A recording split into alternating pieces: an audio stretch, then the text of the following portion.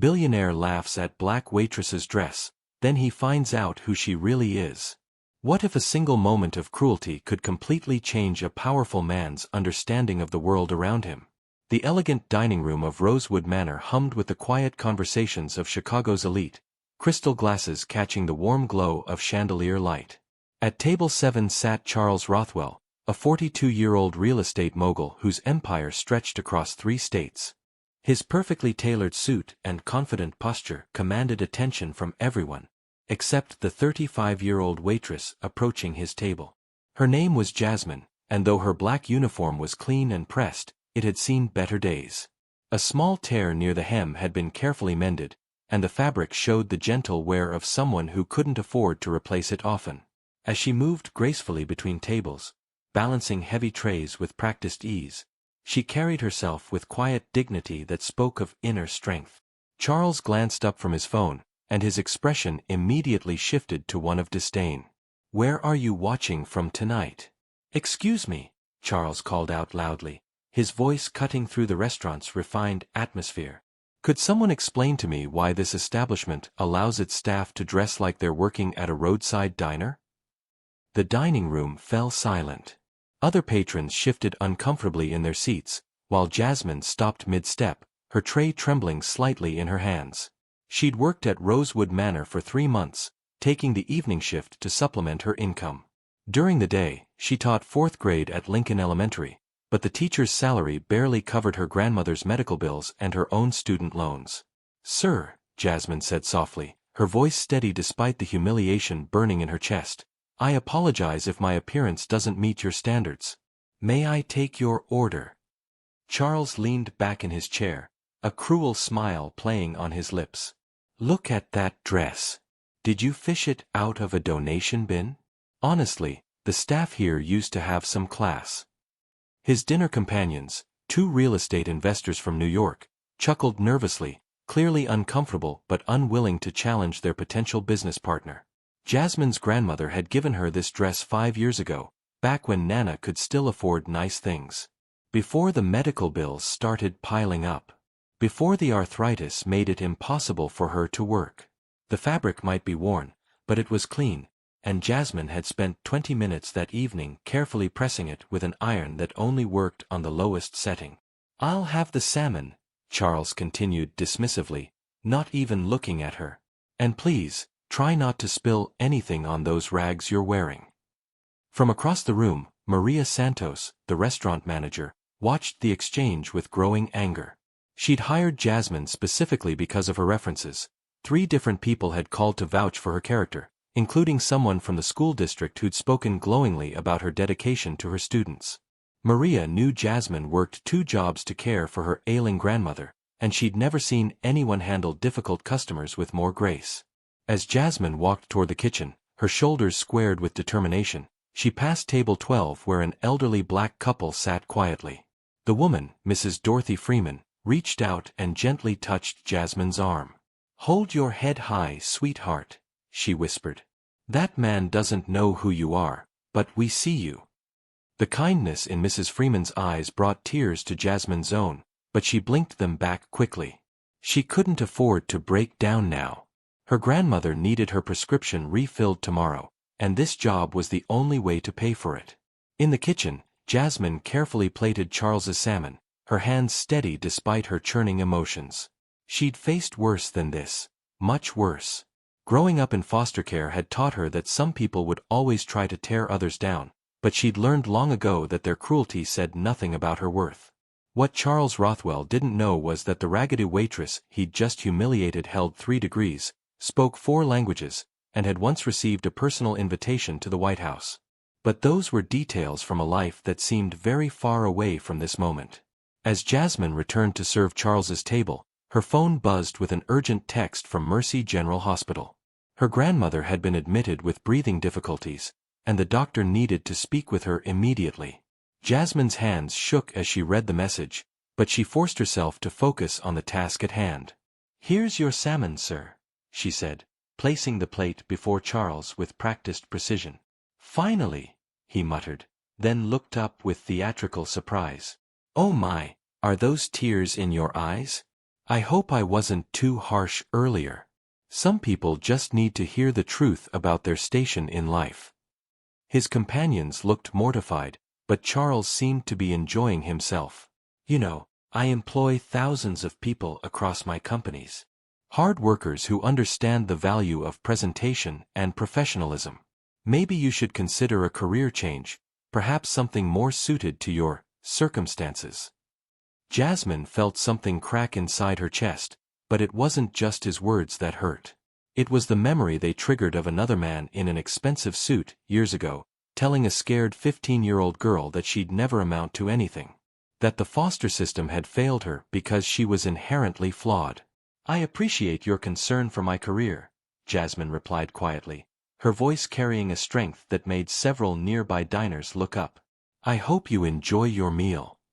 As she turned to leave, Charles called out one final insult. Wait, I forgot to ask. Do you have any actual qualifications, or is this the best you can do? That's when Mrs. Freeman stood up from table 12. At 73, Dorothy Freeman commanded respect wherever she went, and her presence seemed to fill the entire dining room. Excuse me, young man, she said, her voice carrying the authority of someone who'd spent decades teaching high school principals how to do their jobs. I couldn't help but notice your behavior toward this young woman. Charles looked annoyed at the interruption. Ma'am, I don't know what business this is of yours. It's my business, Mrs. Freeman interrupted, because I know exactly who this young woman is, and if you had any decency, you'd be ashamed of yourself right now. The restaurant had gone completely quiet. Even the kitchen staff had emerged to watch the confrontation, sensing that something significant was happening. Jasmine's phone buzzed again, another message from the hospital. This time, it was worse news. Her grandmother's condition had deteriorated, and she needed to come immediately. If this moment touched your heart, please give the video a thumbs up. Mrs. Freeman, Jasmine said softly, I appreciate your support, but I really need to go. My grandmother is Dorothy Washington, isn't she? Mrs. Freeman said gently.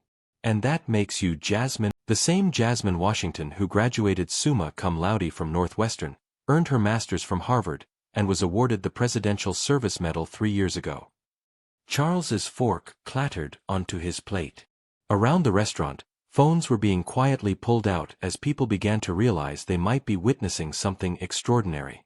But Jasmine was already untying her apron, her mind focused only on getting to the hospital before it was too late. The emergency room at Mercy General smelled like disinfectant and fear.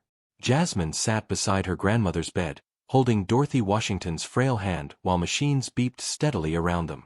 At 81, Nana had raised Jasmine from the age of 7, transforming a traumatized child from the foster system into a confident young woman who'd eventually advised 3 different presidential campaigns on education policy.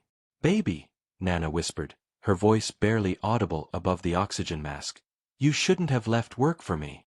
Hush now, Jasmine said, fighting back tears. Work doesn't matter. You're all that matters. Dr. Patricia Collins entered the room with a gentle expression that Jasmine had learned to recognize, the look doctors wore when they had difficult news to share. Ms. Washington, we need to discuss your grandmother's treatment options. Her insurance will cover the basics, but the medication she really needs. I'm afraid it's not covered. The number Dr. Collins quoted might as well have been $1 million. Jasmine's teacher salary and her evening job at Rosewood Manor couldn't come close to covering it, even if she worked 7 days a week. How long do we have to decide? Jasmine asked, though she already knew the answer would break her heart. The sooner we start treatment, the better her chances. I'd recommend beginning tomorrow if possible. After Dr. Collins left, Jasmine stepped into the hallway and let herself cry for the first time all day. She'd walked away from a prestigious position in Washington, D.C. 2 years ago when Nana's health started failing, choosing family over career advancement. Now she was about to lose the most important person in her life because she couldn't afford to save her. Her phone rang. The caller ID showed Rosewood Manor. Jasmine. Maria's voice was urgent. I need to tell you what happened after you left. That man, Mr. Rothwell, He's been asking questions about you all evening. Mrs. Freeman told him some things that, well, he looks like he's seen a ghost. Maria, I can't think about work right now. My grandmother is dying. I know, honey. Mrs. Freeman told me. But listen, after you left, Mr. Rothwell asked for your full name. When I told him, he went completely white. Then he made a phone call, and I swear I heard him say something about the Education Summit and a woman who'd changed his mind about teacher funding. Jasmine's breath caught. 3 years ago, she'd been part of a panel that had convinced several major donors to fund inner-city education programs. One of those donors had been particularly resistant until she'd shared her own story. How her grandmother had saved her from a broken foster system, how great teachers had seen potential in a damaged kid, how education could transform lives. Jasmine, he's here. At the hospital. He's been asking nurses if they know where to find Dorothy Washington's room. Have you ever faced something like this? Let us know in the comments. Why would he come here? Jasmine whispered, though part of her was beginning to understand. Through the window of Nana's room, she could see a tall figure in an expensive suit talking quietly with Dr. Collins. Charles Rothwell had found them. Charles stood in the hospital corridor, his confident facade completely gone. In his hand was his phone, displaying a photo from the White House Education Summit 3 years ago. In the picture, a radiant young woman in an elegant blue dress stood between the Secretary of Education and the President himself, receiving the Presidential Service Medal for her work developing literacy programs that had helped thousands of children. The woman in the photo was Jasmine. Dr. Collins approached him cautiously. Mr. Rothwell, I understand you'd like to discuss Mrs. Washington's treatment, but I can only speak with family members unless there's a financial guarantee for her care, Charles finished quietly. Doctor, I'd like to establish a medical fund for Dorothy Washington. Whatever she needs, the full treatment, the best medications, private nursing care if necessary. Send all bills to my office. When Jasmine emerged from her grandmother's room, she found Charles waiting in the hallway, his face etched with shame and something that looked like genuine remorse. Ms. Washington, he began, then stopped. I'm sorry, that's not right. Dr. Washington. I came to apologize. Jasmine studied his face, seeing none of the arrogance that had filled the restaurant hours earlier. You remember me. The Education Summit. You were the one who changed my mind about funding those literacy programs. You told the room about your grandmother, how she'd rescued you from foster care, how she worked 3 jobs to keep you in school. Charles's voice was barely above a whisper. You said that great teachers and family love could save any child, no matter how broken they seemed. You donated $5 million that day, Jasmine recalled.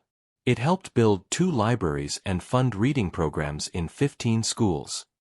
And tonight, I humiliated the woman whose story inspired that donation. I mocked the granddaughter of the woman who raised a presidential advisor. Charles ran his hands through his hair. Dr. Washington, I have no excuse for my behavior. I saw your clothes and made assumptions about your worth as a human being. I was wrong, not just about your background, but about what matters. Jasmine felt her anger beginning to soften, replaced by something unexpected, pity. Why did you come here? Because 3 years ago, you taught me that everyone deserves dignity. Everyone has a story. And tonight, I proved that I hadn't really learned that lesson. He pulled out a business card and handed it to her. Dr. Collins has my information. Your grandmother's medical care is completely covered. But more than that, I'd like to offer you a position. Jasmine looked puzzled. I'm developing a foundation focused on education and social justice. I need someone to run it, someone who understands that a person's circumstances don't define their potential. The salary would be enough for you to leave both of your current jobs, and you'd have the resources to help families like yours. Through the window, Nana was sleeping peacefully, her breathing steadier thanks to the new medication Dr. Collins had already ordered. If you've been enjoying this story, subscribe to our channel for more heartwarming tales. Mr. Rothwell, Jasmine said slowly, I appreciate the offer, but I need to think about it. Right now, my focus is on my grandmother's recovery. Of course. Take all the time you need. The offer will remain open. He turned to leave, then stopped. For what it's worth, your dress was beautiful tonight. I should have seen that from the beginning. 6 months later, Jasmine stood in the conference room of the Rothwell Foundation for Educational Equity, looking out at a gathering of teachers, students, and community leaders. Her grandmother sat in the front row, healthy and radiant thanks to her successful treatment, wearing the same blue dress she'd worn to Jasmine's White House ceremony. The foundation had already funded 12 new literacy programs and provided college scholarships to 47 students from low-income families. But more importantly, it had become a place where people's stories mattered more than their circumstances. Charles entered the room quietly, carrying 2 cups of coffee. Over the past months, he'd proven that his transformation was genuine. He'd sold his mansion and moved to a modest home, donating the difference to educational causes. He'd also insisted that every foundation employee earn a living wage, and he'd personally apologized to 3 other service workers he remembered treating poorly in the past. "Nervous about the speech?" he asked, handing Jasmine her coffee. "A little," she admitted. It's one thing to advise politicians about education policy. It's another to run a program that directly impacts children's lives. "You'll be perfect. You always are." Their relationship had evolved from employer and employee to something deeper, a partnership built on shared values and mutual respect. Charles had learned to see people as individuals rather than representatives of social classes, while Jasmine had discovered that even the most privileged person could change if they were willing to confront their own prejudices. Mrs. Freeman, now a volunteer board member, joined them at the window. "Ready to change some more lives, dear?" "Always," Jasmine smiled. The ceremony began with a presentation from Lincoln Elementary's 4th grade class, Jasmine's former students, who'd written a song about kindness and second chances. As their young voices filled the room, Charles found himself thinking about that night at Rosewood Manor. How differently things might have gone if he'd simply treated a hard-working woman with the respect she deserved from the beginning. After the ceremony, Nana approached Charles with a gentle smile. "You know, I taught school for 42 years. I've seen a lot of young people struggle with pride and prejudice. But I've also seen the beautiful things that can happen when someone finds the courage to change. Mrs. Washington, I hope I can spend the rest of my life making amends for that night." "Oh honey," Nana laughed, "you don't need to make amends. You need to make a difference. And from what I can see, you're already doing that." As the gathering wound down, Jasmine reflected on how strangely life worked. A moment of cruelty had led to an opportunity for grace. A torn dress had become a bridge between 2 very different worlds. And a man who'd once measured worth by appearances had learned to value character instead. The Rothwell Foundation would go on to help thousands of students, but its greatest success story might have been the transformation of its founder, a reminder that it's never too late to become the person you were meant to be. If you enjoyed this story, please remember to like, leave a comment with your thoughts, and subscribe for more heartwarming tales. Thank you for joining us on this journey of discovery and second chances.